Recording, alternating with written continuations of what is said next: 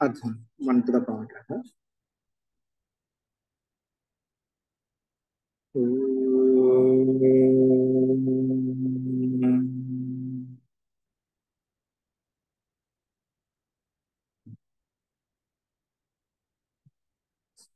सहनाववतु सहनौ भुनक्तु सह वीर्यं करवावहै तेजस्विनावधीतमस्तु मा विद्विषावहै। ॐ शान्ति शान्ति शान्तिः। सर्वेभ्यो नमः। మనము అష్టాధ్యాయి క్రమ పాఠంలో 5వ అధ్యాయంలో 4వ పాఠం చేస్తున్నాము. అందులో నిన్న 70వ సూత్రం వరకు అని చెప్తున్నాం.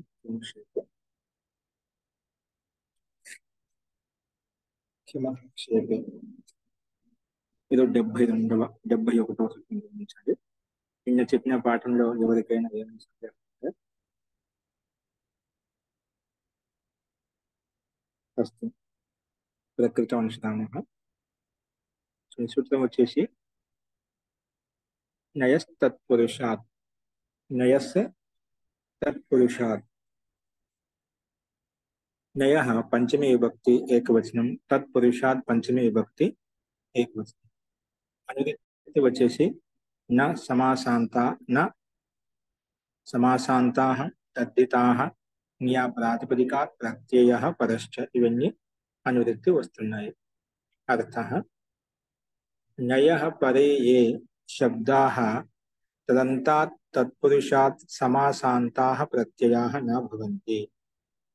నయః పరే ఏ శబ్దాః అంటే నయ తర్వాత ఉన్నటువంటి ఏ శబ్దాలు అయితే ఉన్నాయో, నయ శబ్దం తర్వాత ఏ శబ్దాలు అయితే తదంతాత్ ఆ నయ శబ్దం తర్వాత ఉన్న పదం అయితే అలాంటి తదంత పదం చేత, తదంత ప్రాతిపదికం చేత, తదంతా తత్పురుష తదంత తత్పురుష సమాసం చేత, తదంతా తత్పురుషాత్ సమాసాంతాః ప్రత్యయాః న భవంతి. కిమః క్షేపలు కూడా కిం శబ్దం తర్వాత కూడా సమాసాంత ప్రత్యయం రాదు. నిషేధ ప్రకారం చెప్పుకుంటున్నామట. ఎక్కడెక్కడ రాదు.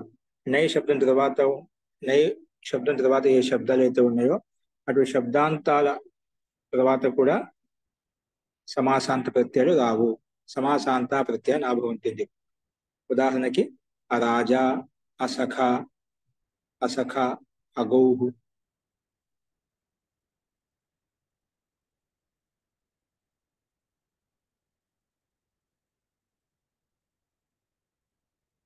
నా రాజ అరాజ, నా సఖ అసఖ, నా గౌ అఘౌ.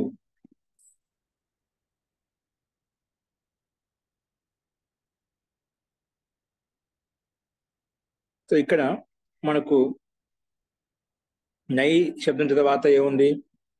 నై శబ్దం తర్వాత రాజ శబ్దం ఉంది. నై శబ్దం తర్వాత సఖా శబ్దం ఉంది.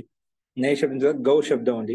ఈ తదంత ప్రాతిపదికం చేత తదంత తత్పురుష సమాసం. ఇక్కడ తత్పురుష సమాసం కాబట్టి ఈ తత్పురుష సమాసం చేత సమాసాంత ప్రత్యయం రావాలి, తత్ప్రత్యయం రావాలి. కానీ ఈ సూత్రం ప్రకారంగా నై తత్పురుష, నైతో యుక్తమైనటువంటి సమాసం ఏదైతే ఉందో నై తర్వాత ఉండే శబ్దాంతం ప్రాతిపదికం చేత అంటే తత్పురుష సమాసం చేత మనకు సమాసాంత ప్రత్యయం రాదు అని చెప్పి ఈ సూత్రం నిషేధించింది. అందుకే సామాన్యంగా ప్రాతిపదికాంత శబ్దం కాబట్టి ఆ శబ్దం వస్తుంది. తర్వాత స్త్రీలింగంలో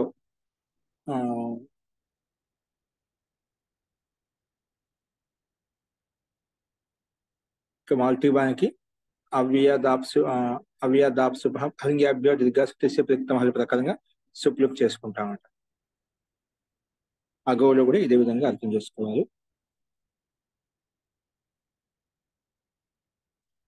అస్తు. సో కేవలం ఇక్కడ మనకు సమాసం టచ్ ప్రత్యయం రాలేదు. రాత్రి సంధ్య ఉంది కాబట్టి మనకు ఆ రాజా నిరూపణ సిద్ధిస్తున్నాడు.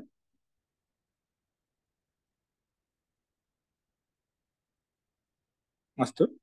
నెక్స్ట్ చూడండి, పైనుంచి సంపూర్ణ సూత్రానికి అనువృత్తి వస్తుంది. ఇక్కడ పథో విభాష ఏంటి? పథో విభాష.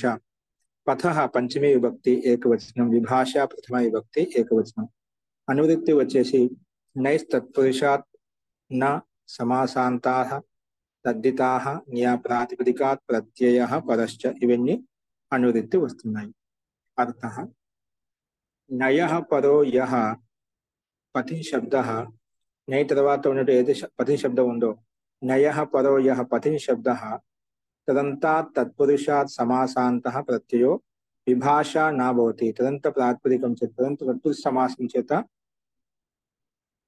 సమాసాంత ప్రత్యయో విభాష నా భవతి, వికల్పంగా రాదంట. అంటే ఒక పక్షంలో వస్తుంది. నై తర్వాత ఉన్నటువంటి పతి శబ్దం అయితే ఉందో ఆ పతి శబ్దాంత ప్రాతిపదికం చేత తత్పురుష సమాసం చేత సమాసాంత ప్రత్యయో విభాష నా భవతి. అంటే ఇక్కడ పతి శబ్దం ఉన్నట్లయితే అక్కడ వికల్పంగా మనకు నిషేధించినప్పటికీ ఒక పక్షంలో అయితే ప్రాప్తి కలుగుతుంది అనమాట. అందుకే నై శబ్దం తర్వాత ఉత్తరంగా ఉన్నటువంటి పది శబ్దం అయితే ఉందో తదంత తత్పురుషం చేత సమాసాంత ప్రత్యయం వికల్పంగా రాదు. అందుకే పూర్వ సూత్రం చేత నిత్య నిషేధం ప్రాప్తం అవుతుంటే ఈ సూత్రము అంటే పై సూత్రం వల్ల నిత్యంగా నిషేధం ప్రాప్తం అవుతుంటే ఈ సూత్రం వికల్పంగా నిషేధించింది. అంటే ఒక పక్షంలో మనకు ప్రాప్తం అవుతుంది అన్నమాట. పూర్వ సూత్రం చేత నిత్య నిషేధం ప్రాప్తం అవుతుంటే దాన్ని బాధించి దానికి అపవాద సూత్రం వికల్పంగా విధానం చేసింది అనమాట. అందుకే మనకు ఉదాహరణలు ఇక్కడ అపథం అపంథాహ. ఎందుకంటే మనకు రాలేదన్నమాట. అపథం అపంథాహ అనే రూపాలు మనకు రెండు రకాల రూపాలు కనిపిస్తున్నాయి. ఇక్కడ అపథంలో మనకు రూపసిద్ధి అవుతుంది. అపథంలో ఇక్కడ మనకు విశేషం ఏంటంటే నా పథం అపథం. ఇక్కడ నై తర్వాత పథం శబ్దం ఉందన్నమాట. ఇక్కడ ఏంటి రిక్ పూర్వబ్ది ఎప్పుడు వికల్పంగా సమాసాలు అనుకున్నాం. ఎప్పుడైతే తత్పురుష సమాసం చేత తత్ప్రత్యయం వస్తుందో దిక్ పూరబ్ధు పథామానక్షే అనే సూత్రం ప్రకారంగా ఆ ప్రత్యయం వస్తుందన్నమాట. ఆ ప్రత్యయం వచ్చినప్పుడు నా పథిన్ అపథిన్ కదా, అపథిన్ ఆ. ఈ స్థితిలో నస్తదితే ప్రకారంగా టీ భాగం లోపం చేసుకుంటామంట. టీ భాగం లోపం చేసిన ఆ పథిన్, టీ భాగం అంటే పథిన్లో ఇన్ని భాగం లోపిస్తున్నాడు. ఆ పత్ ఆ సు. ఈ స్థితిలో అంటే సు తెచ్చేసుకున్నాం ఇక్కడ తదితాంతం కాబట్టి. ఆ పత్ ఆ సు కలిపితే థా హలంతాయి సు ఆగలిపితే అపథ సు. ఇప్పుడు ఈ స్థితిలో అపథం నపుంసకం ఏంటి, అపథం నపుంసకం అనే సూత్రం ప్రకారంగా నపుంసక లింగం కాబట్టి సు స్థానంలో ఇక్కడ సు వచ్చింది కదా, అపథం నపుంసక లింగం అపథ అనేది. సో అపథ నపుంసక లింగం శబ్దం తర్వాత ఉండే సు ఏదైతే ఉందో ఆ సు స్థానంలో అమ్ము ఆదేశం వచ్చిందన్నమాట. అప్పుడు అమ్మ వచ్చినప్పుడు అమ్మి పూర్వ ప్రకారం కలిపినట్లుగా అపథం అనే రూపం సిద్ధిస్తుందన్నమాట. అపథం ప్రకారంగా సు స్థానంలో అమ్ము రావడం ఇక్కడ విశేషం అనమాట. అపథం శబ్దం నపుంసకాద్ర సు ఇత్యస్య స్థాన అమ్మ ఇత్య అయం ఆదేశో భవతి. అందుకే అపథ అమ్మ అమ్మి పూర్వ ప్రకారం కలుపుకున్నట్లుగా అపథం అనే రూపం సిద్ధిస్తుందన్నమాట.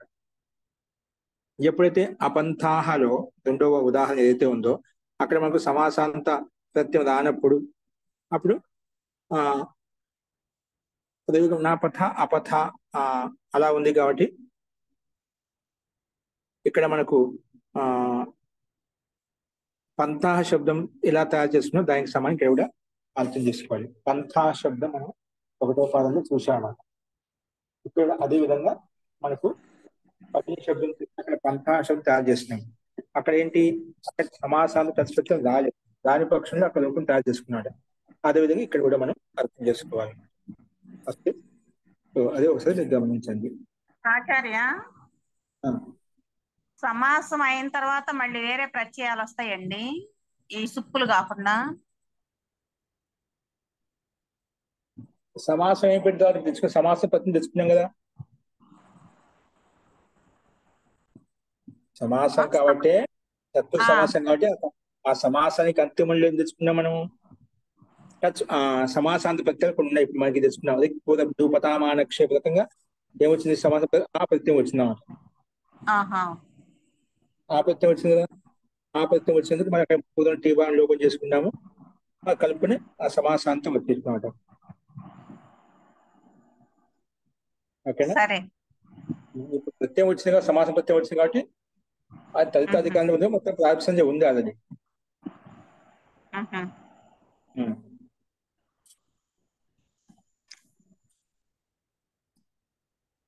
అస్తు. సరే.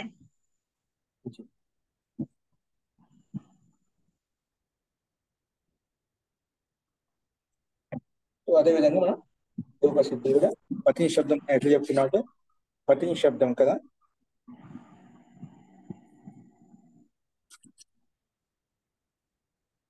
చూడండి. ఒకవేళ మనం ఈ శుద్ధిగా చూసినట్లయితే అర్థ శబ్దం కదా, స్థానికంగా చెప్పుకున్నామట. పతి శబ్దం చేత మామూలుగా ప్రాతిపదిక తెచ్చుకుంటాము. తెచ్చుకున్న తర్వాత ఇక్కడ పతి మత్ పతి మత్ త్రిభుక్షామాత్, పతి మత్ త్రిభుక్షామాత్ ప్రకారంగా ఇక్కడ మనకు అలా చేసే నియమం సాధంగా ఆ నకార స్థానంలో అకారాదేశం వస్తుందంట. పతిలో ఉండేటువంటి నకారానికి ఆకారాదేశం వస్తుంది. ఏది? పతి పతి మత్యరి రిభుక్షామాత్ అనే సూత్రం ప్రకారంగా మనకు ఆకార ఆదేశం వస్తుంది. ఆకార ఆదేశం ఎక్కడ వస్తే ఆదేశ అలోంత్యస్య నియమానుసారంగా పతిలో ఉండేటువంటి అంతిమ నకారానికి ఆకారం వచ్చిందన్నమాట. అందుకే పతి ఆ సు. ఇప్పుడు ఈ స్థితిలో మనకు పతి ఆసు ఇక్కడ మనకు నకార స్థానంలో వచ్చినట్టు ఆకారం అయితే ఉందో స్థానవత్ అయిపోయింది అనుకోండి, స్థానవత్ చేసినట్లయితే నకారం కనిపిస్తుంది అన్నమాట. అంటే ఆదేశం స్థానవత్ అయితేనా అక్కడ నకారం కనిపిస్తుంది అన్నమాట. అప్పుడు నకారం కనిపించింది అనుకోండి, హలింగ్యాభ్యో దీర్ఘ సుతిస్య ప్రయుక్తం హలి ప్రకారంగా హలంతాయి పక్కన ఉండి లోపం అవుతుంది అన్నమాట. కానీ ఇక్కడ అలహ విధి మనకు చెప్పాం కదా, అలహ విధి కాబట్టి అల్లు వర్ణను నిమిత్తం చేసుకుని విధి చేశాం కాబట్టి ఇక స్థానివత్ కాదు అని చెప్పి నిషేధించింది అన్నమాట. అలహ విధి కాబట్టి స్థానివత్ కాదు అని చెప్పి నిషేధించింది కాబట్టి ఇక స్థానివత్ కాలేదు. స్థానివత్ కాదు కాబట్టి ఇక్కడ నకారం లేదు కాబట్టి మనకు స్థూలోపం రాలేదు, ప్రాప్తం కాదన్నమాట. అందుకే ఇప్పుడు మనకు అలాగే పతి ఆసు అలాగే ఉండిపోయింది. ఈ స్థితిలో మళ్ళీ చూడ నపుంసకస్య ప్రకారంగా నీకు సర్వనామ సంధ్య ఉంది కాబట్టి ఇతోత్ సర్వనామ స్థానే ప్రకారంగా మళ్ళీ ఇక్కడ సర్వనామస్థాన సంధ్యకు సుప్రత్యయం పక్కన ఉన్నట్లయితే ఇకార స్థానే అత్త ఆదేశం అవుతుంది. అంటే పతిలో ఉండి ఈకి స్థానం అత్త ఆదేశం వచ్చిందన్నమాట. ఈకి ఆ వచ్చిందన్నమాట. అందుకే పత్ ఆ సు. ఇప్పుడు థోంత ప్రకారంగా అంటే పత్ త హలంతము పక్కన ఈ స్థానంలో ఆ వచ్చింది, హ్రస్వాకారము, ముందుగా ఆకార ఆదేశం ఉంది, పక్కన సు ఉంది. ఇప్పుడు ఈ స్థితిలో థోంత అనే సూత్రము పత్ త హలంతానికి అంత ఆదేశం వచ్చిందన్నమాట. ఇంథ తాకి నా యుక్తమైతే ఠకార స్థానంలో, అందుకే పంథ్ అయిపోయింది అన్నమాట. శాస్త్రంలో ఇంథ ఆదేశం వచ్చింది కాబట్టి పంథ్. తా హలంతానికి పక్కన ఆగలికుండా పంథ, తర్వాత అకార సవాన్ని దీర్ఘ ప్రకారం దీర్ఘం చేసుకున్నట్లయితే పంథా అయిపోయింది అన్నమాట. తా సు ఏదైతే ఉందో ఆ సూకి రుక్తో విసర్గం చేసినట్లయితే పంథాహ అనే రూపం మనకు సిద్ధిస్తుంది అన్నమాట. ఇక్కడ నా పంథాహ అపంథాహ అలాగే ఉండిపోతున్నాయి ఇక్కడ. ఎందుకంటే మనకు రెండో వికల్పం అంటే ఏం లేదు కాబట్టి మనకు ఒక పక్షంలో సమాసాంతపత్రం రానప్పుడు పంథాహ శబ్దం అలాగే ఉండిపోతుంది అన్నమాట. నా పంథాహ అపంథాహ అలాగే రూపం మనకు వాక్య రూపంలో ఉంటున్నమాట. అవస్థ కూడా అలాగే ఉంటుంది. అస్తు అది మనం ఇక్కడ ఈ రకంగా చూసుకోవాలి. అర్థమైంది అనుకుంటాను. అది మీరు పరిశిష్టంలో ఒకసారి గమనించండి. దాన్ని బట్టి మీరు అర్థం చేసుకోవచ్చు. ఏమైనా సందేహం చెప్పండి. నెక్స్ట్ చూడండి. బహువ్రీహౌ సంఖ్యేయే డజ బహుగణా. బహువ్రీహౌ సప్తమి విభక్తి ఏకవచనం, సంఖ్యేయే సప్తమి విభక్తి ఏకవచనం, డచ్ ప్రథమ విభక్తి ఏకవచనం. అలాగే ఆ బహుగణాత్ పంచమి విభక్తి ఏకవచనం. సమాసం వచ్చేసి బహుశ్చ గణశ్చ బహుగణం, బహుశ్చ గణశ్చ బహుగణం, నా బహుగణం ఆ బహుగణం, తస్మాత్ ఆ బహుగణాత్. ద్వంద్వగర్భ నై తత్పురుషః సమాసః. ద్వంద్వగర్భ నై తత్పురుషః సమాసః.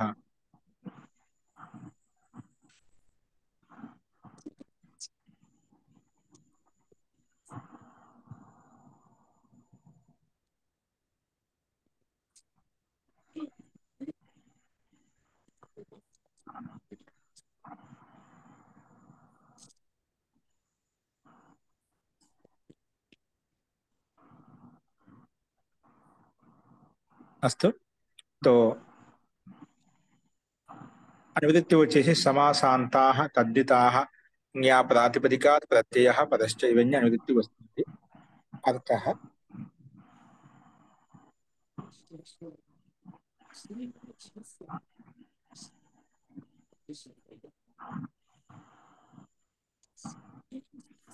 సంఖ్యేయే యో బహువ్రీహిః సంఖ్యేయే యో బహువ్రీహిర్ వర్తతే. సంఖ్యేయ అంటున్నాం అంటే క్రమవాచక విశేషణం అన్నమాట. క్రమవాచక సంఖ్యలు. సంఖ్యేయే యో బహుది, సంఖ్యేయ అర్థం యో బహుది సమాసం ఉందో, సంఖ్యేయే యో బహువ్రీహిః వర్తతే. సంఖ్యేయే యో బహువ్రీహిః వర్తతే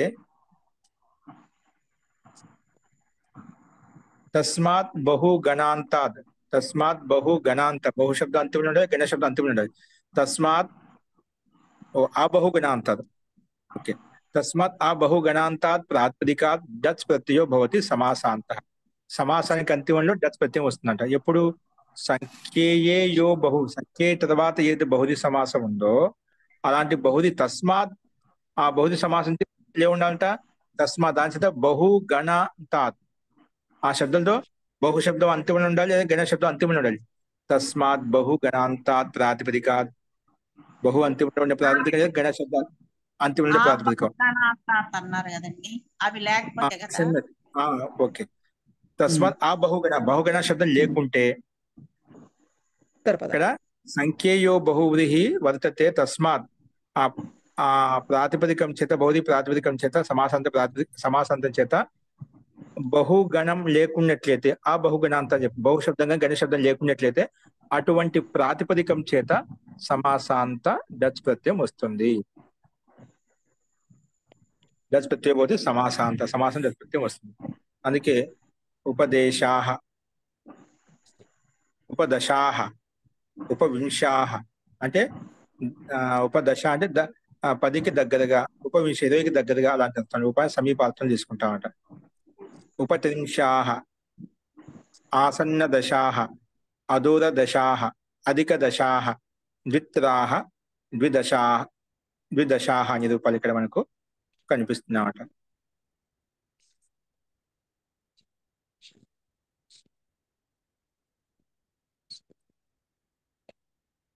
సంఖ్యేయంలో వర్తమానంలో బౌద్ధి శబ్దం, బౌద్ధి సమాసం చేత బహుగణ శబ్దాలు అంతం లేనట్లయితే సమాసం ప్రత్యయం వస్తుంది. సమాసం ప్రత్యయానికి ఏంది? అనుబంధ లోపం, చకారం అనుబంధ లోపం ఇచ్చారు ఇక్కడ. అనుబంధ లోపం నుంచి ఆ మిగులుతుంది, కానీ చిత్ అనుబంధం, చిత్ అనమాట. చిత్ ప్రత్యయం ఇది. ఏ ప్రత్యయం? చకారం గితి చేసి చిత్ ప్రత్యయం అంట. చిత్ ప్రత్యయంగా చితః ప్రకారం అంతోదాత స్వరం వస్తుందన్నమాట. అంతోదాత స్వరం కో బోధ కరానా హీ హే. లేకపోతే ఇక్కడ చిత్ స్వరం కాబట్టి ఇక్కడ మనకు అంతదాత్తం వచ్చిందన్నమాట. లేకపోతే నా బహువ్రీహో నైతో ఏమొచ్చి బహువ్రీహో అనే సూత్రం ప్రకారంగా మనకు పూర్వపదం ప్రకృతి పదం వచ్చేదన్నమాట. ఏమొచ్చింది? పూర్వపదం ప్రకృతి పదం వచ్చేది. కానీ ఇక్కడ మనకు ఈ సూత్రం చితః ప్రకారం అనుబంధ లోపం చిత్ ప్రత్యయం కాబట్టి మనకు అంతదాత స్వరం వస్తుంది. లేకపోతే మనకు బహువ్రీహో అనే సూత్రం ప్రకారంగా ప్రకృతి స్వరం ప్రాప్తం అవుతుంటే, ప్రకృతి స్వరం కాకుండా మనం ఇక్కడ మన వర్తమాన సూత్రం ఏదైతే ఉందో అది మనకు డచ్ ప్రశ్న తీసుకొచ్చిందన్నమాట.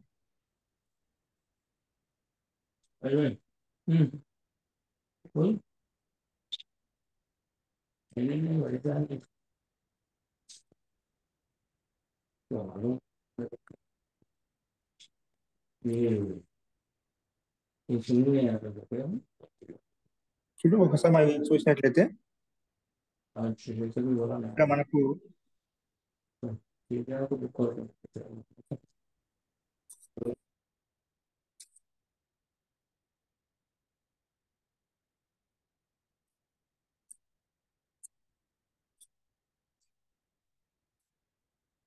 ఇప్పుడు ఉపదశాః ఉదాహరణ చూసినట్లయితే, ఉపదశాః దశానాం సమీపే ఏ వర్తంతే అంటే 10కి దగ్గర ఏవైతే ఉన్నాయో, అంటే 10 దగ్గరలో మనం దగ్గర 9 కావచ్చు, దగ్గరలో 11 కావచ్చు. 10కి దగ్గర అంటే వెనక వైపు చూసిన 9 ఉంటే ముందు చూసిన 10 ఉంటుంది. అవి రెండు సంఖ్యలు ఆ సమీప వాచంలో ఉన్నాయి. ఇక్కడ ఉపదశాహ దశానాం సమీపే ఏ వర్తంతే, అలాగా మనం విగ్రహవాక్యం చూసినట్లయితే ఇక్కడ ఉప అవ్యయం కాబట్టి ఉపాసు దశన్ ఆం ఉపదశాహ దశానాం సమీపే అంటున్నాడు. అంటే 10కి దగ్గరలో, 10 సంఖ్యావాచి దగ్గరలో అని చెప్పుకున్నామట. అందుకే ఇక్కడ దశని ప్రాతిపదికం చేత ఆం ప్రత్యయం వస్తుందన్నమాట. ఇప్పుడు సంఖ్యా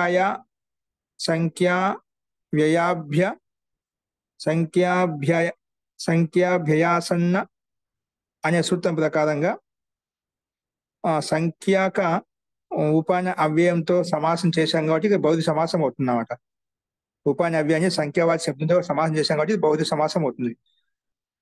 సమాసం చేసిన వెంటనే మొత్తానికి కృత్ సమాసాష్ట ప్రకారం ప్రాతిపదిక సంజ్ఞ ఉంది కాబట్టి సుపోధాతు ప్రాతిపదిక యోహ ప్రకారంగా ఉపాసు దశన్ ఆంలో ఉండేటువంటి సుప్రత్యయము ఆం ప్రత్యయాన్ని మనం నిషేధిస్తాం అన్నమాట. ఏం చేస్తాం అంటే విభక్తులకు చేసుకుంటాం. అప్పుడు ఇక్కడ దశన్ మిగిలింది, ఉపదశన్. ఇప్పుడు బహుది సమాసం కదా, కాబట్టి బహుది సమాసం కాబట్టి మన ప్రకృత సూత్రం ప్రకారంగా బహువ్రీహో సంఖ్యయే డజ బహుగణాత్. ఇక్కడ మనం ప్రకృతి సూత్రం పనిచేస్తున్నాం అన్నమాట. ఉపదశన్ ఈ స్థితిలో బహువ్రీహో బహుది సమాసంలో సంఖ్య ఉంది మన ఇక్కడ. డజ బహుగణాత్ డచ్ ఆ బహుగణాత్ బహుగణాంతం లేదన్నమాట. బహుగణి గణాంతం లేదు. అటువంటి సమాసం కాబట్టి సమాసాంతం డచ్ ప్రత్యయం వస్తుంది. ఉపదశం సమాసం చేశాం మనం, అవిభావ సమాసం చేశాం. సమాసాంత శబ్దం అనమాట. సమాసాంత శబ్దం కాబట్టి దీనికి ప్రాతిపదిక ఉంది కాబట్టి మనకు మొత్తానికి డచ్ ప్రత్యయం వచ్చింది అన్నమాట. అందుకే ఉపదశన్ డచ్. ఈ డచ్ ప్రత్యయానికి అనుమతి లోపం చేస్తే ఏమవుతుంది, చకారానికి అనుమతి లోపం ఇత్ సంధి చేస్తే చ వెళ్ళిపోతుంది, డా వెళ్ళిపోతుంది చుట్టూ ప్రకారంగా. అందుకే ఆ మిగులుతుంది. తర్వాత ఇక డిత్ ప్రత్యయం కాబట్టి టేహి ప్రకారంగా ఉపదశలో ఉండేటువంటి టీ భాగం లోపం చేసుకుంటాం. ఉపదశనికి టీ భాగం ఏమవుతుంది, ఉపదశనికి టీ భాగం వచ్చేసి అచవంత్యాది టీ ప్రకారంగా అను భాగం టీ భాగం అవుతుంది. అన్ను భాగం ఏదైతే ఉందో అది టీ అవుతుంది అన్నమాట. ఉపదశ ఆ. ఇప్పుడు ఈ స్థితిలో ఉపదశ కృత్ తద్దిత సమాసాశ్చ ప్రకారంగా అది మొత్తానికి డచ్ ప్రత్యాంతం కదా, తదిత ప్రత్యాంతం కాబట్టి కృత్ తద్దిత సమాసాశ్చ ప్రకారం మొత్తానికి ప్రాతిపదిక సంజ్ఞ వచ్చింది ఉపదశ. డచ్ ప్రతిలో ఉండే కలిపేసుకుని ఉపదశ. ఈ ప్రాతిపదికం చేత మళ్ళీ బహువచనంలో దశానాం సమీపే అంటున్నాం కదా, ఉపదశాహ బహువచనం పదం ఉంది మనకు. కానీ బహువచనంలో జస్ తెచ్చుకుంటాం, జస్ ప్రకారం జస్ తెచ్చుకుంటాం. ఉపదశ జస్. ఈ జస్ కూడా అనుమతి లోపం చేస్తాం. జస్ కి అనుమతి లోపం చేస్తే వెళ్తుంది చుట్టూ ప్రకారంగా జకారం లోపిస్తుంది, జాలో ఉండే ఆ మాత్రం మిగులుతుంది. అందుకే ఆస్ మిగులుతున్నా. జస్ కి అనుమతి చూస్తే ఆస్ మిగులుతున్నా అన్నమాట. ఇప్పుడు ఇక్కడ ప్రథమయో పూర్వ సవర్ణ ప్రకారంగా పూర్వ సవర్ణ దీర్ఘం ఏకాదశి చేసుకుంటాం. అంటే జస్ ఆస్ మిగిలిందా, ఆస్లో ఉండే అకారాన్ని పూర్వంలో ఉండే అకారాన్ని కలిపేశాం. అప్పుడు ఉపదశాస్ అయిపోయింది అన్నమాట. పూర్వ సవర్ణ దీర్ఘం ఏకాదశి చేసుకున్నాం. పూర్వ సవర్ణం అంటే షకారంలో ఉండే అకారం హ్రస్వంగా దానికి దీర్ఘం చేసుకుంటే ఉపదశాస్ అయిపోతుంది అన్నమాట. ఉపదశాస్ ఆ అంతిమ సకారానికి వృత్వ విసర్గం చేసుకున్నట్లయితే ఉపదశాహ అనే రూపం సిద్ధిస్తుంది. కాబట్టి ఇక్కడ మనకు ఉపదశన్ అనే స్థితిలో సమాసం చేసిన తర్వాత, అవిభావ సమాసం చేసిన తర్వాత ఈ సమస్త పదం చేత మనం బహువ్రీహో సంఖ్యయే డజ బహుగణాత్ ప్రకారంగా టీ భాగానికి డచ్ ప్రత్యయం తెచ్చుకున్నాము. ఆ డచ్ ప్రత్యయం టీ భాగం రూపం చేసుకుని మిగిలిన ప్రక్రియ అంతా మనం ఉపదశాహ అనే రూపం మనం చూసాం. ఆ రకంగా అన్ని చోట్ల ఇదే విధంగా అర్థం చేసుకోవాలి. ఉపదశాహ ఉపవింశాహ ఉపాసు వింశానాం సమీపో యో అంటాం. అక్కడ వింశ ఆం. ఉపదశాహ ఇలా చెప్పుకున్నాం, ఉపాసు వింశ ఆమ్ అని చెప్పుకుంటాం. ఇక్కడ అనుబంధ లోపం చేసుకున్నట్లే సమాసం చేసుకుంటే ఇక్కడ సంఖ్యాయ వ్యయాసన్న అనే సూత్రం ప్రకారంగా వచ్చేస్తుంది. ఇక్కడ ఉప వింశ అలా వస్తుంది. ఇక్కడ మన ప్రకృతి సూత్రం ప్రకారంగా డాస్ ప్రత్యయం తెచ్చుకుంటాము, టీభాగం లోపం చేస్తాం, అది ఆ కలుపుకుంటాం. ఉపవింశ తర్వాత ఇక్కడ సు తెచ్చుకొని ఉపవింశ కాబట్టి సు తెచ్చుకొని జస్ట్ తెచ్చుకుని ఇక్కడ కూడా జస్ట్ తెచ్చుకుని జస్థాన్లో అనుమతి లోపం చేసుకుని ప్రథమ యో పూర్వ సవర్ణ ప్రకారం పూర్వ సవర్ణ దీర్ఘం ఏకాదశి చేసుకున్నట్లయితే ఉపవింశాస్ అలా వస్తుంది. తర్వాత మనకు అంతిమ సకాలానికి రిక్తో విసర్గం చేసుకుని ఉపవింశాహ అనే రూపం తయారు చేసుకుంటాం. అలాగే ఉపత్రింశత్, త్రింశత్ శబ్దం ఉపత్రింశత్ ప్రతి భాగంలో అతభాగం వెళ్ళిపోతుంది, ఉపత్రింశ ఉంటుంది అన్నమాట. ఉపత్రింశ్ అతభాగం వెళ్ళిపోతుంది కాబట్టి ఉపత్రింశ్ మిగులుతుంది. మన డచ్ ప్రత్యేక ఆగలిపి ఉపత్రింశ, తర్వాత జస్ట్ చేసుకుని ఉపత్రింశాహ. అలాగే ఆసన్న పూర్వపదం ఉంటే ఆసన్న దశాహ, అధుర దశాహ, అధుర దశ, అధుర సు దశ, దశని ప్రాతిపదిక అన్నమాట. అలాగే అధిక దశాహ, ఇలాగ అన్ని రూపాలు సిద్ధిస్తాయి అన్నమాట. అన్ని ఇదే విధంగా అర్థం చేసుకోవాలి. ద్విత్రాహ, ద్విదశాహలో మాత్రము ద్వౌవ త్రయోవ ద్విత్రాహ, ద్వౌవ త్రయోవ ద్విత్రాహ. మన పైన చెప్పుకున్నాం దశానాం ఆసన్న, ఆసన్న దశాహ పైన విగ్రహానికి అలా వస్తుంది మనకు. ఏది ఆసన్న దశకు మనం చూసినట్లయితే దశానాం ఆసన్న అంటే సమీపంగా ఉంది, దాన్ని ఆసన్న శబ్దము చెప్పుకుంటామట. దాన్ని ఆసన్న దశాహ అని చెప్పి చెప్పుకున్నాం. దశానాం అదూరం, అదూర దశాహ పదికి దూరంగా లేదు అని దగ్గరలో ఉంది అన్నట్టుగా. దశానం అదూరం, అదూర దశాహ ఈ రకంగా విగ్రహ వాక్యం అనుసరంగా మనం రూపసిద్ధి తయారు చేసుకోవచ్చు. అలాగే త్రయలో మాత్రము ద్విత్రాహ, ద్విదశాహలో మాత్రము ఇక్కడ ద్విత్రాహ ద్వౌవ త్రయోవ అని విగ్రహవాక్యం పెట్టుకుని ద్విత్రాహ రూపం వస్తుందన్నమాట. ఇక్కడ ద్వి అనే ప్రాతిపదికం చేత మన ప్రకృతిలో డచ్ ప్రత్యయం వస్తుంది. డచ్ ప్రత్యయం టీబాన్ లోపం అవుతుంది. ద్విలో టీబాన్ లోపం చేస్తే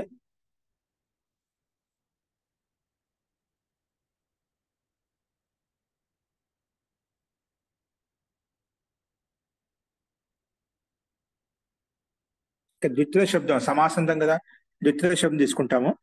ద్విత్ర డచ్, డచ్ ప్రత్యయం రాగానే టీబాన్ లోపం చేసుకుంటాం. అప్పుడు ద్విత్రాలో త్రాలో ఉండే ఆకారం లోపిస్తుంది. తర్వాత కలుపుకుంటే డచ్ ప్రత్యయం ఆగలుపుని ద్విత్రా వస్తుంది. వాళ్ళు చేసి తెచ్చుకొని చేసుక అనుమతి లోపం చేసుకుని పూర్వస్వరం దీర్ఘము ఏకాదశం దీర్ఘం విసర్గం చేసుకున్నట్లయితే ద్విత్రాహ అనే రూపం సిద్ధిస్తుంది. అలాగే ద్విదశాహ కూడా ద్విదశ ప్రాతిపదికం చేత, ద్విదశని ప్రాతిపదికం చేత ఎక్కువ డచ్ ప్రత్యయం తెచ్చుకొని టీవాన్ లోపం చేసుకుని ద్విదశాహ అనే రూపం తయారు చేసుకుంటాం అన్నమాట. త్రయోవా చతురారోవా త్రిచతురాహ ఇలాగ ఏం తీసుకో, త్రయోవా చత్వారవ త్రిచతురాహ ఇలా కూడా మనం అనేక శబ్దాలను అర్థం చేసుకోవచ్చు. కాబట్టి మొత్తానికి మన ప్రకృతి ఏంటి, బహుళ సమాసంలో సంఖ్యేయ వాచ్య ప్రాతిపదికం ఉన్నట్లయితే, అది బహు శబ్దం గణ శబ్దం లేకున్నట్లయితే అప్పుడు డచ్ ప్రత్యయం వస్తుందని చెప్పుకున్నాం. వాటికి ఉదాహరణ కింద మనకు ఉపదశాహ, ఉపవింశాహ, ఉపత్రింశాహ, ఆసన్న దశాహ, అధుర దశాహ, అధిక దశాహ. ఇక్కడ అధిక అనే పూర్వపదంలో ఉంటే అధిక దశ ప్రాతిపదికం చేత సమస్త పదం చేత మనం ఇప్పుడు చెప్పిన విధంగా డచ్ ప్రత్యయం తీసుకుని ఉపదశాహ, అధిక దశాహ రూపం తయారు చేసుకుంటాం. అలాగే ద్విత్రాహ, ద్విదశ కూడా ఇదే విధంగా అర్థం చేసుకోవాలి. అస్తు ఇది కూడా రూపాలన్నీ కూడా మనకు పరిశిష్టలు కూడా ఇవ్వబడ్డాయి. అది అక్కడ గమనించండి. అంటే సిద్ధి 2:2:25 సూత్రంలో 2వ అధ్యాయంలో 2వ పాదంలో 25 సూత్రంలో పరిశిష్టలు ఇక్కడ ఇంకా ఇవ్వబడ్డాయి, అక్కడ గమనించండి. నెక్స్ట్ చూడండి, రిక్పూరబ్ధు పథామానక్షే, రిక్పూరబ్ధు పథామానక్షే, రిక్పూరబ్ధు పథాం, రిక్పూరబ్ధు పథాం షష్ఠీ విభక్తి బహువచనం. లుప్త ప్రథమాంత నిర్దేశ. అనక్షే సప్తమి విభక్తి ఏకవచనం. చూడండి సూత్రాన్ని ఇలా విడగొట్టాము.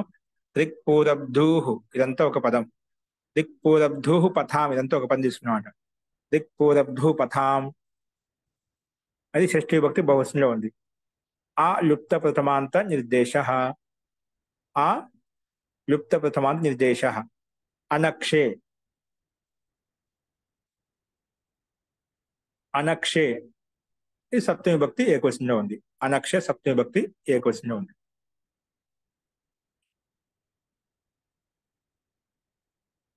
అస్తు సమాసం వచ్చేసి రిక్ పూరబ్ధు పథాంను కొంచెం ఓపెన్ చేసినట్లయితే రిక్చ, పూరుచ్చ, అపుచ్చ, ధురుచ్చ మొత్తం కలిపితే పంథాశ్చ, ఇంకోటి పని అంటే పంథాశ్చ. ఇవన్నీ కలిపితే రిక్ పూరబ్ధు పథ పథాం, రిక్ పూర్వభ్రు పంథాన అలా వస్తున్నమాట. రిక్చ పురుచ అపుచ ధుర్చ పంథాశ్చైతి రిక్ పూర్వభ్రు పంథాః, రిక్ పూర్వభ్రు పంథాః తేషాం రిక్ పూర్వభ్రు పథాం అలాగా వచ్చేస్తున్నమాట సమస్త పదం వచ్చేసి. ఇది అన్ని చకారంతో విగ్రహవాక్య రూపం చూపించామంటే చ యొక్క ప్రయోగంలో ఉన్నాయి కాబట్టి ఇతరేతర యోగ ద్వంద్వ సమాసం చేసుకున్నాం. అనక్ష అంటే ఇతర నైతత్పురుష సమాస. నా అక్ష అనక్ష, నా అక్ష అనక్ష తస్మిన్ అనక్షే ఇత్యత్ర నైతత్పురుష సమాసం. అర్థం గమనించినట్లయితే ముందుగా అనువృత్తి పదాలు సమాసాంతాః తద్దితాః న్యా ప్రాతిపదికాత్ ప్రత్యయః పరశ్చ ఇవన్నీ అనువృత్తి వస్తున్నాయి. అర్థః రిక్ పుర్ అప్ ధుర్ పథిన్ ఇత్యేవమంతానాం సమాసానాం అహ ప్రత్యయో భవతి. రిక్ పుర్ అప్ ధుర్ పథిన్, పథిన్ ఇత్తి ఏవం అంతానాం సమాసానాం అహ ప్రత్యయో భవతి, ఆ ప్రత్యయం వస్తుంది. ఎప్పుడు అక్ష సంబంధిని యధూః తదంతస్య నా భవతి. రిక్ పుర్ అప్ ధుర్ పథిన్ ఈ శబ్దాలు అంతిమంలో ఉన్నటువంటి సమాసం చేత. ఇత్యేవం అంతానాం సమాసం ఈ శబ్దం అంతిమంలో సమాసం చేత. ఇది ఏవం అంతానాం సమాసానం అహ ప్రత్యయో భవతి, ఆ ప్రత్యయం వస్తుంది. ఈ శబ్దాలు అంతిమంలో ఉన్నట్లయితే ఆ ప్రత్యయం వస్తుందన్నమాట. అక్ష సంబంధిని యా ధూః, అక్ష సంబంధిని కానీ అక్ష సంబంధి ఏ ధూః శబ్దం ఉందో అలాంటి తదంత ప్రాతిపదికం చేత మాత్రం రాదు. రిక్ పూర్వభ్రు పథామానక్షే ఈ శబ్దాలు అంతిమంలో ఉన్నట్లయితే మనకు సమాసాంత ప్రత్యయం వస్తుంది. కానీ అనక్షే అని చెప్పాం కాబట్టి అనక్షవాచు నా అక్ష అనక్ష తస్మిన్ అనక్ష అని చెప్పుకున్నాం, అది ఉండకూడదు. అందుకే ఇక్కడ అనక్షే అని చెప్పుకున్నాం. అక్షర సంబంధి యా ధూః, అక్షర సంబంధి ధూః శబ్దం తదంతస్య నా భవతి, ఆ శబ్దం ఉన్నప్పుడు రాదు అని చెప్పి ఇక్కడ నిషేధించుకున్నాం. ఉదాహరణలు ఇక్కడ నా రిచో అస్య సంతేతి అన్రిచః, నా రిచో అస్య సంతేతి రిక్ దీన్ని కాదు. నా రిచో అస్య సంతేతి అన్రిచః, బహవః రిచో అస్య సంతేతి బహ్వరిచః, రిచో అర్ధమితి అర్ధర్చః, రిచో అర్ధమితి అర్ధర్చః, రిచో అర్ధమితి అర్ధర్చః. అలాగే పురి శబ్దానికి లలాటపురం, నాందీపురం ఇవి అంతిమంలో ఉండాలి చెప్పుకున్నాం కదా, అందుకే అంతిమంలో కనిపిస్తున్నాను. మనకు మొట్టమొదటి రిక్ శబ్దం కాబట్టి నా రిచో అస్య సంతితి అన్రిచ రిచ్ శబ్దం అంతిమంలో ఉంది. అలాగే బహవః రిచో అస్య సంతితి బహ్వరిచః రిచ శబ్దం అంతిమంలో ఉండేదానికి ఉదాహరణ చూసాము. నెక్స్ట్ పురి శబ్దానికి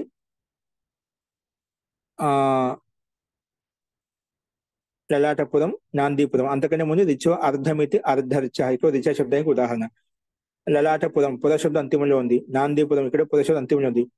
అప్ ద్వీపం అంతరీపం సమీపం ఇవి కూడా ద్వీపం అంతరీపం సమీపం మనం ప్రారంభంలో చూసాం అనమాట. ధురి శబ్దానికి రాజ్ఞః ధూః రాజధురః రాజధురా, రాజ్ఞః ధూః రాజధురా మహాధురా. అలాగే పతిని శబ్దానికి జలపథః, పతిని శబ్దానికి జలపథ, ఇక్కడ జలపథాలు పతిని శబ్దం అంతిమంలో ఉంది. కానీ ఇక్కడ ఇవన్నీ కూడా రిక్ పురు అప్పు ధురు పథిన్ ఈ శబ్దాలు అన్ని అంతిమంలో ఉన్నాయన్నమాట. ఇది ఏమో అంతానాం సమాసం అంతిమంలో సమాసం చేత అహ ప్రత్యయం వస్తుంది, ఆ ప్రత్యయం వస్తుంది, అహ ప్రత్యయం వస్తుంది అన్నమాట. కానీ అక్ష సంబంధి యాధు తదంతా స్నావది అక్షమంధు ఉన్నట్లయితే అక్కడ రాదు అని చెప్పి చెప్పుకున్నాడు. అస్తు ఉదాహరణలు కూడా అదే విధంగా మనకు ఉన్నాయి కాబట్టి మనకు ఇక్కడ సమాసాంత ఆ ప్రత్యయం వచ్చింది. ఆ ప్రత్యయం వచ్చినప్పుడు ఇక్కడ మనకు అన్నిటిలో అన్నిరిచః అంటున్నాం కదా. సో రిచ్ శబ్దానికి ప్రత్యయం తీసుకున్నట్లయితే ఆ ప్రత్యయం తీసుకున్నట్లయితే అంతిమ చకారానికి ఆ కలుస్తుంది కాబట్టి నా రిచ అన్రిచ, అన్రిచ శబ్దం చేత మా సమాసాంత ప్రత్యయం తెచ్చుకున్నాము, ఆ ప్రత్యయం తెచ్చుకున్నాము. ఆ అకారాన్ని ఇక్కడ మూల శబ్దము చకారాంతం కాబట్టి ఆ కలుపుకున్నట్లయితే అన్ని రిచా వస్తుందన్నమాట.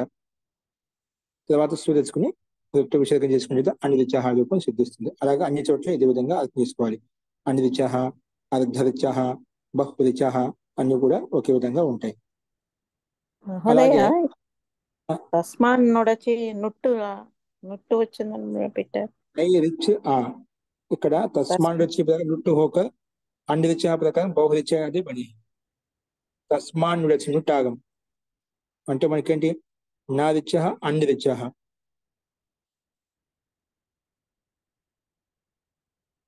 ఇంక ఇక్కడ అక్ష సంబంధిని ఒక్క నిమిషం.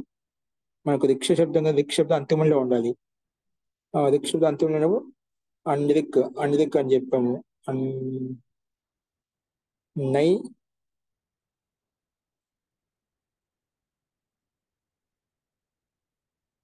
अनक्षा में संबंधी षष्ठी के अर्थ में व्यत्यय से सप्तमी हुए हैं।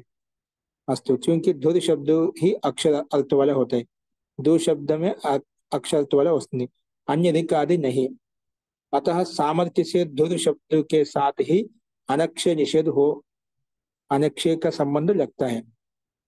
ధురి శబ్దంతో మాత్రమే అనక్షయక సంబంధం యుక్తం అవుతుంది. ధురి శబ్దంతో మాత్రం అనక్షయక నిషేధించబడుతుంది, అన్య శబ్దం తోటి కాదు. ఇక్కడ అక్ష సంబంధి ధుర్ హోనే పద ఆ ప్రత్యేక అక్షమ ధురు కాబట్టి ఇక్కడ అనక్షయ అని చెప్పుకున్నాం, నిషేధించాం. అంటే అక్షమ ధురు ఉన్నట్లయితే ఇక్కడ మన ప్రకృతితో నిషేధిస్తున్నాడు. అక్ష సంబంధి ధుర్ ఆ ప్రత్యయం నాబోతుంది, ఆ ప్రత్యయం రాదు. అందుకే अक्ष धुरे वाचक शब्द है. अक्ष धुरे का अक्ष शब्द धुरे का वाचक शब्द है. भूरि साधा अस्तु. अक्ष శబ్దం అనేది ధురే కా వాచక హే.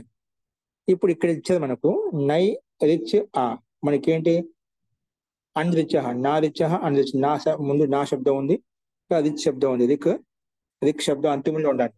కాబట్టి దీనికి సమాసం చేసినట్లయితే అన్రిచ్ అయిపోయింది అన్నమాట. అన్రిచ్ నా స్థలం అన్న వస్తుంది, అన్రిచ్ అయిపోయింది. అన్రిచ్ మన ప్రకృతి సూత్రం ప్రకారంగా ఆ ప్రత్యయం వచ్చింది అన్రిచ్ ఆ. ఇప్పుడు ఈ స్థితిలో ఈ తస్మాన్ నుడచి ప్రకారంగా నుట్టాగం రావడం వలన అన్న రిచ్ అలా ఉండేది మనకు ముందుగా అన్రిచ్ ఆ. ఈ స్థితిలో నుట్టు రావడం వలన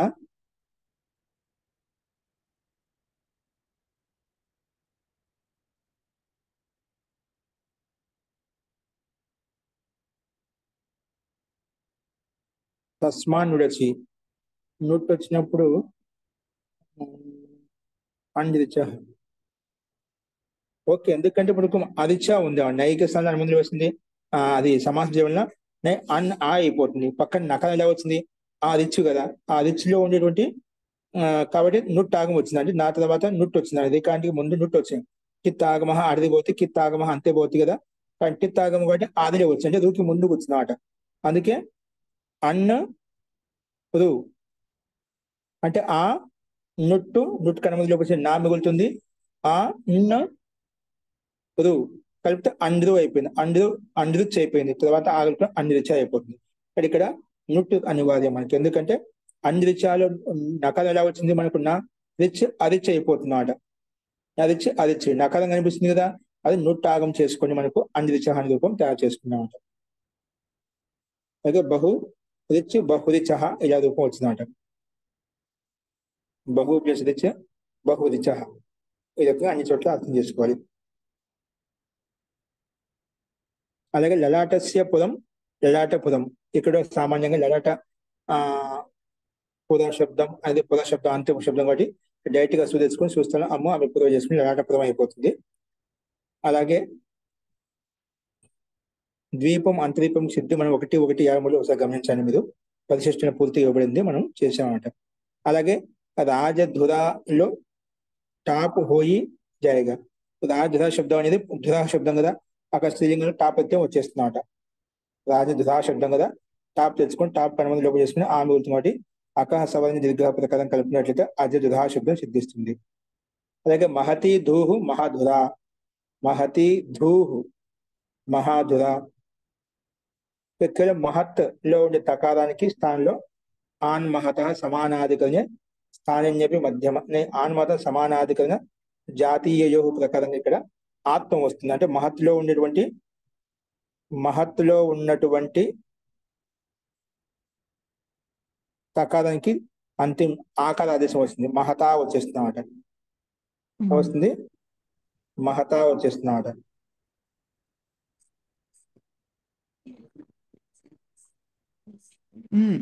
మహా ఆకారం అండి. తకార స్థానంలో ఆకారం వస్తుంది. మహత్లో తకారానికి ఆకారం వచ్చింది. మహాధుర టాప్ తెచ్చుకుని మహాధుర వచ్చేసింది.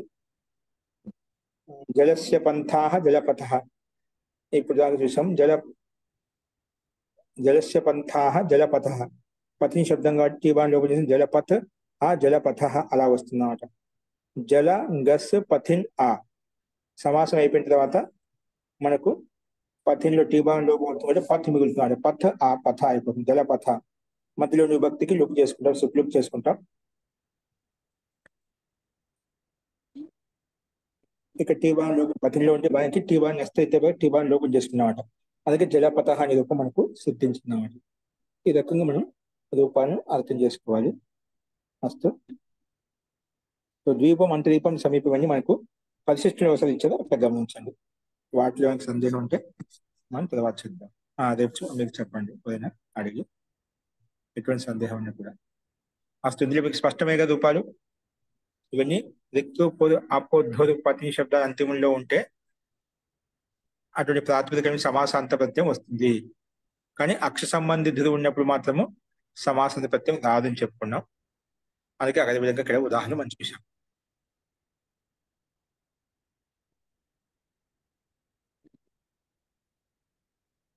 అస్తు. నెక్స్ట్ చూడండి.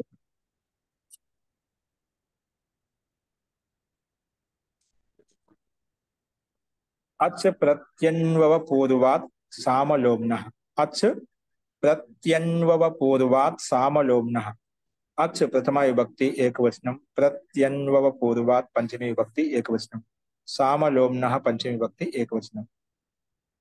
ఈ సూత్రాన్ని 3 పదాలు విడగొట్టుకున్నాము. సమాసం వచ్చేసి ప్రతిశ్చ అనుశ్చ అవశ్చ ప్రత్యన్వవం. ప్రత్యన్వవం. ప్రతిశ్చ అనుశ్చ అవశ్చ ప్రత్యన్వవం. ప్రత్యన్వవం పూర్వం యస్య తత్ ప్రత్యన్వవ పూర్వం. ఏం చెప్పినాం? ప్రతిశ్చ అనుశ్చ అవశ్చ ప్రత్యన్వవం. ప్రత్యన్వవం పూర్వం యస్య తత్ ప్రత్యన్వవ పూర్వం. ప్రత్యన్వవ పూర్వం అని చెప్పి ఇక్కడ విగ్రహవాక్య రూపంలో మనం సమస్త పదం చూసాం. ప్రతి అణు మొత్తం కలిపితే ప్రత్యన్వవం అయిపోయింది. ఈ ప్రత్యన్వవం పూర్వంలో ఉన్నాయి ఏ శబ్దానికైతే తత్ ప్రత్యన్వవ పూర్వం అని చెప్పుకున్నాం.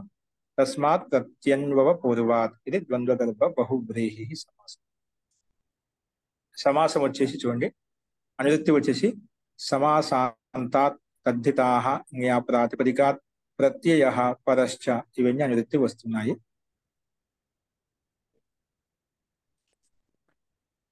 సో అర్థం వచ్చేసి ప్రతి అణు అవ ఇత్యేవం పూర్వాత్ సమాసాంతాత్ లోమంతాచ్చ లోమాంతాచ్చ ప్రాతిపదికాత్ అచ్ ప్రత్యయో భవతి సమాసాంతః. ఇది ప్రతి అణు అవ ఇత్యేవం పూర్వాత్ సమాసాంతాత్ లోమాంతాచ్చ ప్రాతిపదికాత్ అచ్ ప్రత్యయం వస్తుంది. అచ్ ప్రత్యయం సమాసాంత అచ్ ప్రత్యయం వస్తుందన్నమాట. ఇక్కడ మనకు ఉదాహరణ కూడా ప్రతి సామం, అనుసామం, అవసామం, ప్రతిలోమం, అనులోమం, అవలోమం అలా వచ్చామంట. ఇక్కడ ఏమని చెప్పుకున్నాం? ప్రతి అణు అవ పూర్వంలో ఇత్తి ఏవం పూర్వాత్ సమాసాంత అని చెప్పినాం. ఈ పూర్వంలో ఉండే సమాసాంతాత్ లోమాంతాచ్చ. ఈ పూర్వంలో ఉండే సమాసాంత అంటే సమాసాంత అంటున్నారు. సామాంతాత్. సామాంతాత్ శబ్దం ఇది తకారం లకారంగా మారిపోయింది. సామాంతాత్. సామ శబ్దం అంతిమంలో ఉండాలి. సామా ప్లస్ అంత సామాంత అయిపోయింది. లోమాంత ఈ రెండు శబ్దాలు గమనించండి.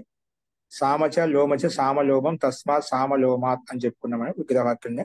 అస్తు సామాంతాత్ లోమాంతాత్ ఇక్కడ తోలిలి ప్రకారంగా తకారం లకారంగా మారిపోయింది. అస్తు ఈ ప్రతి పురంలో ఉన్నటువంటి సామశబ్దము, అణు పురంలో ఉండే సామశబ్దం, అవపురం నుండి సామశబ్దం అన్నమాట.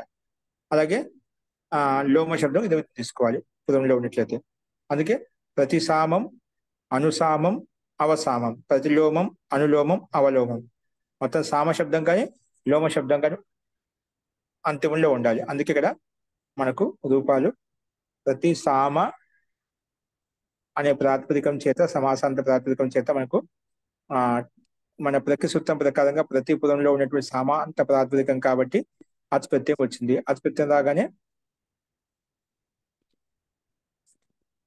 ఎస్ఏ దిశ లోపం చేసుకునే ప్రతి సామ కదా, ఇక్కడ ఎస్ఏ దిశ లోపం చేసుకుని ప్రతి సామ్ కలుపుకుని ప్రతి సామ తర్వాత సు తెచ్చుకుని సుస్థానంలో అమ్మ టీబాన్ లోపం చేసామా, టీబాన్ లోపం చేసాం తదిత ప్రత్యయం కాబట్టి అప్పుడు సామాలో ఉండేటువంటి ఆకారం లోపిస్తుంది. నస్తదితే ప్రకారంగా ప్రతి సామన్ శబ్దము. అందుకే సామ కాదు సామాంతలో సామన్ మూల శబ్దం సామన్ ప్రాతిపదికం. ఇంకా ప్రతి సామన్ ఇప్పుడు సామన్ ప్రాతిపదికం కాబట్టి ప్రతి సామన్ అచ్. ఇప్పుడు టీబాన్ లోపం చేసినట్లు అనుభాగం లోపిస్తుంది. ప్రతి సామ్ ప్రతి సామ తర్వాత మనకు ప్రాతిపదిక సంఖ్య ఉంది కాబట్టి సూచించుకుని సుస్థానంలో అమ్మి పూర్వాహ చేసుకున్నట్లయితే ప్రతి సామం. అలాగే అనుసామం, అనుపూర్వం అంటే అనుసామం, అవసామం. లోమన్ ప్రాతిపదికం చేత ఇక్కడ సేమ్ అదేవిధంగా ప్రతి లోమన్, అనులోమన్, అవలోమన్లో కూడా మనకు అచ్ప్రత్యయం వస్తుంది. టీవా లోపం చేసుకుంటాము. లోపం చేసుకుని కలుపుకున్నట్లయితే ప్రతి లోమ, అనులోమ, అవలోమ తర్వాత సుస్థానంలో అమ్మి పూర్వాహ చేసుకున్నట్లయితే మనకు 3 రూపాయలు సిద్ధిస్తాయి అన్నమాట. అస్తు నెక్స్ట్ చూడండి. అక్ష్ణో దర్శనాత్ అచ్కి నిరుతి వస్తుంది కింది వరకు. అక్ష్ణో దర్శనాత్ అదర్శనాత్ శబ్దం అనమాట అది. అక్ష్ణ పంచమీ విభక్తి ఏకవచనం, అదర్శనాత్ పంచమీ విభక్తి ఏకవచనం. సమాసం వచ్చేసి నా దర్శనం, అదర్శనం, తస్మాత్, అదర్శనాత్. ఇది నైతత్వ సమాసం. అనువృత్తి వచ్చేసి అత్స, సమాసాంతాః, తద్దితాః, జ్ఞా ప్రాతిపదికాత్ ప్రత్యయ పరశ్చ ఇవన్నీ అనువృత్తి వస్తున్నాయి. అర్థః దర్శనాత్ అన్యత్ర ఏంటి దర్శనం అంటే చూడటం అన్నమాట. దర్శనాన్ని అన్యత్ర యో అక్షి శబ్ద, దర్శన శబ్దానికి యో వేరే చోట అక్షి శబ్దం అయితే ఉందో దర్శనాత్ అన్యత్ర యో అక్షి శబ్ద తదంతాత్ అచ్ ప్రత్యయో, తదంత ప్రాతిపదికం చేత అచ్ ప్రత్యయం వస్తుంది. తదంతాత్ అచ్ ప్రత్యయో భవతి, తదంతాత్ అచ్ ప్రత్యయో భవతి.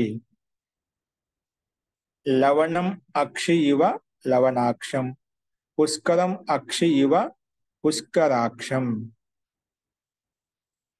దర్శనాత్ అన్యత్ర యో అక్షి శబ్ద, దర్శన శబ్దం కంటే భిన్నంగా యో అక్షి శబ్దం అయితే ఉందో అదంత ప్రాతిపదికం చేత అచ్ ప్రత్యయం వస్తుంది. ఏ విషయంలో అయితే दर्शन देखा जाता है जिससे, इस विषय से, ఏ విషయం ద్వారా చూడబడిందో దానికంటే భిన్నమైందన్నమాట. అన్యత యో అక్షి శబ్ద తదంతం చేత, తదంత ప్రాతిపదికం చేత అంటే అక్షంత ప్రాతిపదికం చేత అచ్ ప్రత్యయం వచ్చి సమాసాంత అచ్ ప్రత్యయం వచ్చిందన్నమాట.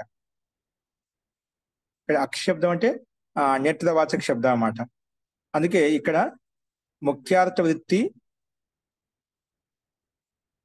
ఇక్కడ ముఖ్యార్థ అంటే ముఖ్యమైన అర్థం ఏంది, ముఖ్యార్థ వృత్తి చేత దర్శనార్థం తీసుకున్నామట.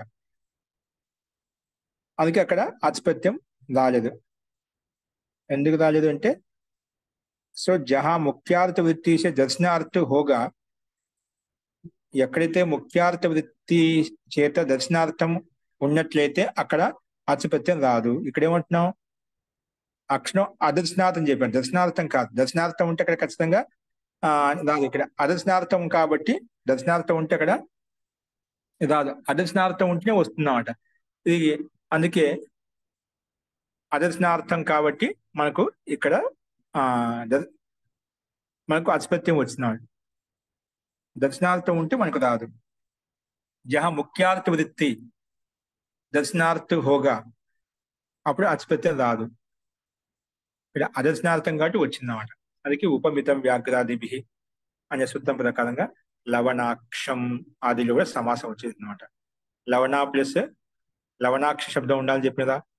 మనకి లవణ పదంలో ఉంటే అక్షంత ప్రాతిపదికం కాబట్టి లవణాక్ష శబ్దం చేత మన ప్రకృతి సూత్రం ప్రకారంగా అచ్ప్రత్యయం వస్తుంది. అచ్ప్రత్యయం రావనే ఇక్కడ అక్షిణ శబ్దం అంట. టీబాన్ లోపం చేసుకుంటాము. లవణాక్ష ఆ లవణాక్ష తర్వాత సుస్థాన అమ్ము ఆమె పూర్వం చేసుకున్నట్లయితే లవణాక్షం అనే రూపం సిద్ధిస్తుంది. అదే పుష్కరం ఇవ పుష్కరాక్షం, పుష్కరం అక్షి ఇవ పుష్కరాక్షం, లవణం అక్షి ఇవ లవణాక్షం అనే రూపాలు ఇక్కడ మనకు కనిపిస్తాయి అన్నమాట.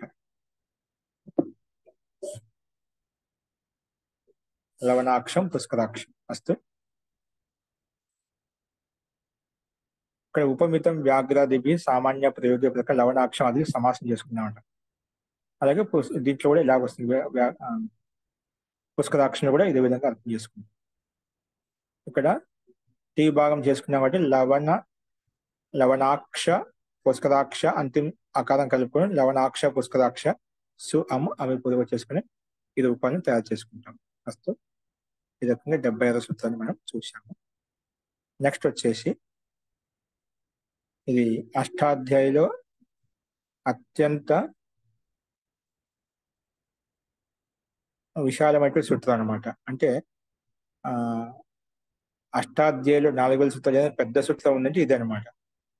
ఇది అత్యంత సూత్రం విశాలంగా ఉంది. ఇవన్నీ కొన్ని నిపాదించబడ్డాయి. ఈ సూత్రం అది ఏం చెప్పుకున్నాం, ఒకసారి సూత్రం చెప్పుకున్నాం. సూత్రం వచ్చేసి చాలా మంది ఇది కష్టంగా ఉన్నట్టు కదా.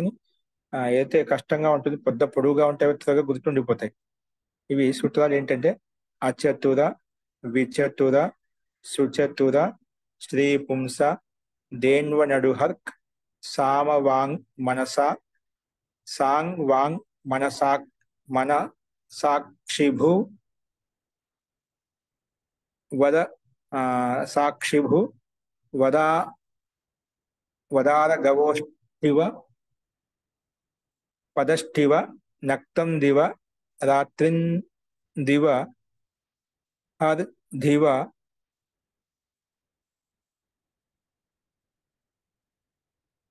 హర్ దివ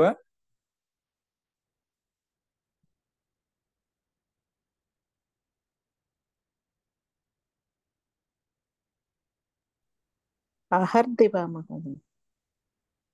నక్తం దివ రాత్రి దివ అహర్ దివ సరజస నిశ్రేయస పురుషాయుష ద్వ్యాయుష త్రియాయుష గేజుష జాతోక్ష మంత్రోక్ష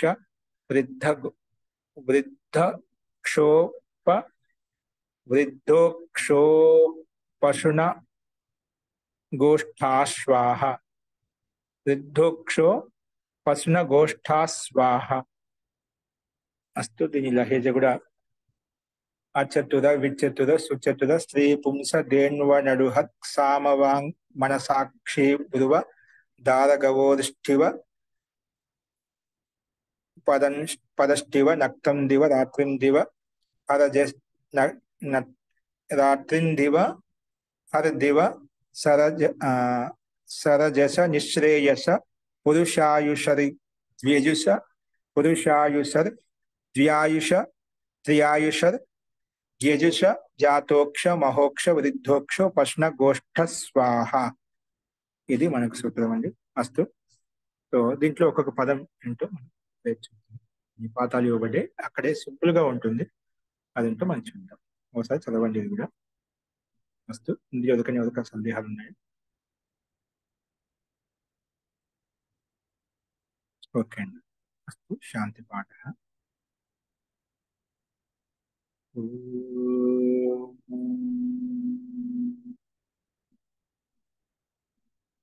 सर्वे भवन्तु सुखिनः, सर्वे सन्तु निरामयाः, सर्वे भद्राणि पश्यन्तु, मा कश्चित् दुःखभाग् भवेत्.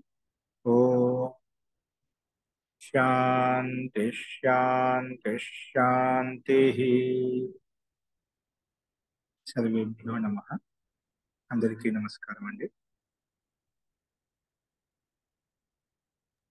నమస్తే.